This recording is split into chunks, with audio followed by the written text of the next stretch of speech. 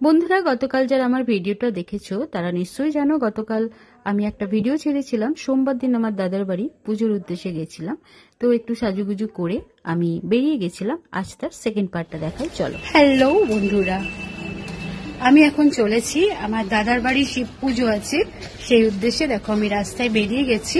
এরপর অটো ধরে ওর বাড়ি যাব।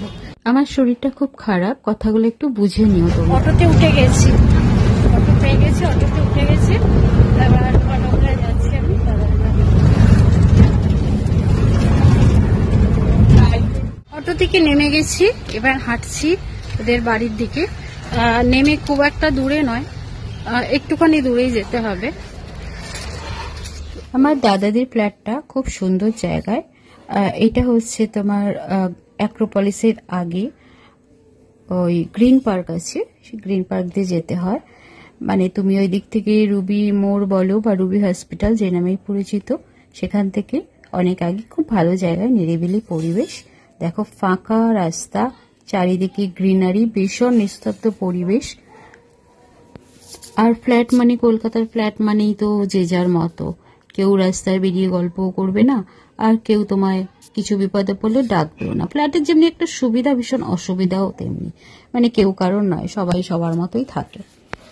তো এই যে আমি চলেছি, আর একটু গেলেই ওদের ফ্ল্যাটটা। পরিবেশটা এমনি দেখতে ভালো লাগে, ফাঁকা, শুধু সবুজে ঘেরা। এখন অনেক প্লট পড়ে রয়েছে, কিন্তু এই জমিতে হাত দেওয়া যাবে না, বিভৎস দাম, ভীষণ দাম। একদম রুবি হসপিটালের সামনে, তো এই জমিতে হাত দেওয়া যাবে না। এখনো প্লট পড়ে রয়েছে, কিন্তু মালিকরা নিশ্চয়ই রয়েছে। তো যাই হোক, এই যে আমি এসে গেছি। আমি পুজোর জন্য একটু মিষ্টি কিনেছি, কেননা শিবের বার, তারপরে শিবের পুজো। মহাদেব হচ্ছে আমার ইষ্ট দেবতা। আমি বাড়িতে শিবের মাথায় জল ঢেলেই এসছি, আর এখানে এসে অঞ্জলি দেবো, তাই কিছু খাইনি, শুধু চা বিস্কুট খেয়েছি।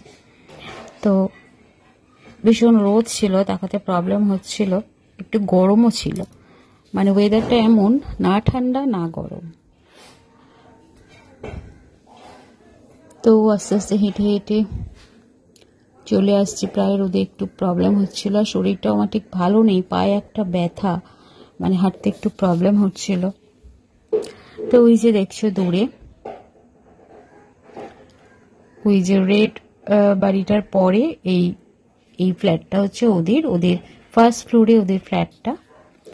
বাড়ির সামনে যাওয়ার সঙ্গে সঙ্গেই শঙ্খ কাঁসার আওয়াজ হচ্ছিল। এই যে আমার দাদা বেরোচ্ছে, আমার জ্যাঠতো তো একমাত্র দাদা, আমার জেঠু, মেজ জেঠুর ছেলে। এই যে নীলাঞ্জনা লেখা, এই যে ফার্স্ট ফ্লোর, ওইটা হচ্ছে ওদের ফ্ল্যাট। তো আমি চলো আস্তে আস্তে ভেতরে ঢুকি। নিচ থেকেই আমি শাঁখ ঘন্টা লোকের কথাবার্তার আওয়াজ পাচ্ছিলাম। যেহেতু সোমবার অল্প কয়েকজনই এসছে, সবাই আসেনি, অফিসে যে যার মতো ছিল। এই যে চলো সিঁড়ি দিয়ে উঠি, ফার্স্ট ফ্লোর যেহেতু, কয়েকটা সিঁড়ির পরেই ওদের ফ্ল্যাট। এই যে দেখতে পাচ্ছ সব জুতো ফুতো রয়েছে, এইটা হচ্ছে ওদের রুম। এই যে ঠাকুরমশাই দাঁড়িয়ে আছে, চলো ভেতরে ঢোকা যাক। এই যে ঠাকুরমশাই দাঁড়িয়ে আছে, পুজোর সব জোগাড় হচ্ছে দেখছো। আর ওই যে বসে আছে, এটা আমার দাদার ছেলে, বাপিদার ছেলে, মানে আমার জ্যাঠতো দাদার ছেলে। এই যে সৃজন, ওই অ্যাকচুয়ালি পুজোর উদ্যোগটা নিয়েছে। তো এই যে দেখো পুজোর জোগাড় যন্ত্রপাতি হয়ে গেছে। অ্যাকচুয়ালি সোমবার ছিল অফিস ডে, সবাই সকালবেলাটা আসতে পারেনি, সবাই বিকেলে এসছিল। তো আরও সবাই এসে গেছে, চলো দেখাই তোমাদের সবাইকে। সিংহাসনটা কিন্তু বেশ সুন্দর করেছে। অ্যাকচুয়ালি ফ্ল্যাটটা তো অল্প জায়গা। এই যে দেখো, এটা আমার জ্যাঠতো দিদি, মানে ওই যে আমার দাদা দেখলে, এই হচ্ছে দিদি, মানে ওরা এক ভাই এক বোন। পাশে রয়েছে জেঠিমা, জেঠু মারা গেছেন, এই যে জেঠিমা বসে আছে। আর এটা হচ্ছে মাসি, মানে আমার দাদার, মানে এই যে জেঠিমার দিদি। আর এটা হচ্ছে বৌদি, হলুদ শাড়ি পরে। আর এইটা হচ্ছে আমার দিদির হাজবেন্ড, মানে আমার জামাইবাবু। আর এটা হচ্ছে কোলে নাতি। পুজোর এই মন্ত্র শুনতে বেশ ভালোই লাগে, তাই না? একটু মন দিয়ে শোনো, কেমন একটা যেন আধ্যাত্মিক ভাব চলে আসবে। খুব ভালো করে মন্ত্রটা শুনলে বেশ ভালো লাগবে। আমি তো মন দিয়ে শুনছিলাম। শঙ্কো রক্ষতু যজ্ঞাগ্রং পৃষ্ঠতু সরসীরুহ বাম পার্শ্বে গদা রক্ষে দক্ষিণে চ সুদর্শন উপেন্দ্রপাত ব্রহ্মাণ মাচার্যং পাদ বামন ঋগ্বেদমুচ্যতো রক্ষেত যজুর্বেদমদক্ষজ সাম কৃষ্ণ তারক্ষে দর্থর বানস্তু মাধব উপবিষ্টা। ধুনো ধোঁয়াটা উঠছে, কি সুন্দর। ঘরে একটা মানে গন্ধ ছিল। আর ওই যে দেখছো সাদা শাড়ি পরে দাঁড়িয়ে আছে, ওই হচ্ছে মা। মা একটু ভোগের জন্য ব্যস্ত ছিল, ভোগটা গোছাচ্ছিল আসলে। ঠাকুরমশাইয়ের মন্ত্র পড়া হয়ে গেছে। এবারে হচ্ছে এই যে হোম হবে, হোমের জন্য রেডি করা হচ্ছে। আগুন দেয়া হলো হোমে। হোম খুব পবিত্র একটা জিনিস, মানে ব্রহ্মদেবতাকে সন্তুষ্ট করতে হয়। আর হোমে শুনেছি হোমের আগুন যদি খুব জোরে ওঠে তার মানে ব্রহ্মদেবতা খুশি হলেন। আর এই হোমের আগুনটা এত সুন্দরভাবে ওপরে উঠেছিল, মানে যেহেতু ফ্ল্যাট, জানালা একটাই, তবু হোমের আগুনটা বেশ সুন্দর লাগছিল কিন্তু দেখতে।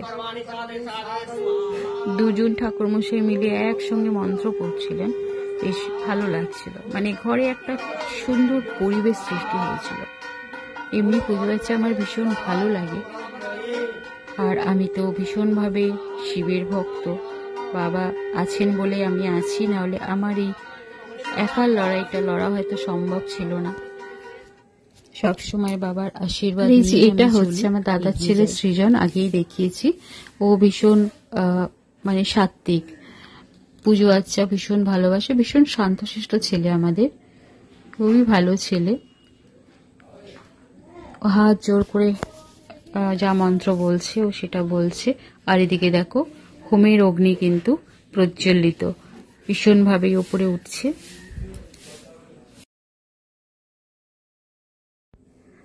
হোমের অগ্নির মধ্যে 108টা বেলপাতা দিতে হয়। তো 108টা বেলপাতার মধ্যে ঘি লাগিয়ে রাখা হচ্ছে। ঠাকুরমশাই একে একে সেটা দেবে। আর এই যে এটা দেখছো আমার দাদার ছোট ছেলে, সৃজন বড় ছেলে ও ছোট ছেলে।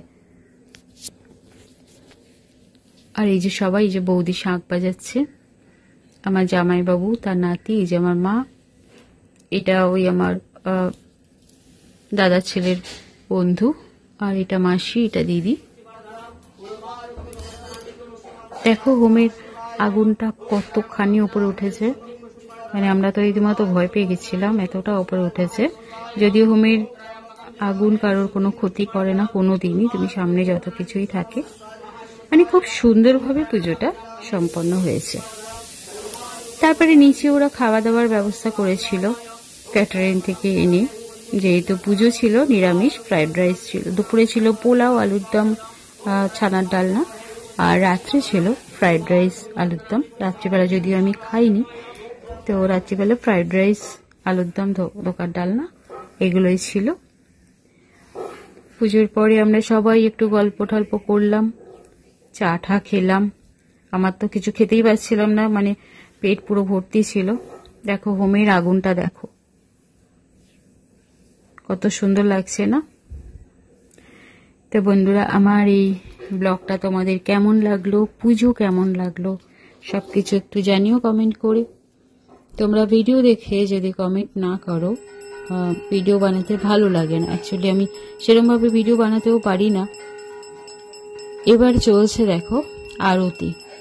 সব পুজোরই শেষে আরতি করেই সন্তুষ্ট করেই, সব মহাদেবকে, সব দেবতাকে সন্তুষ্ট করেই পুজো সম্পন্ন হয়। তো বন্ধুরা, আমার এই ব্লগটা তোমাদের কেমন লাগলো, পুজো কেমন লাগলো, প্লিজ সবকিছু কমেন্টে জানিও। চলো পরে আবার দেখা হবে, টাটা।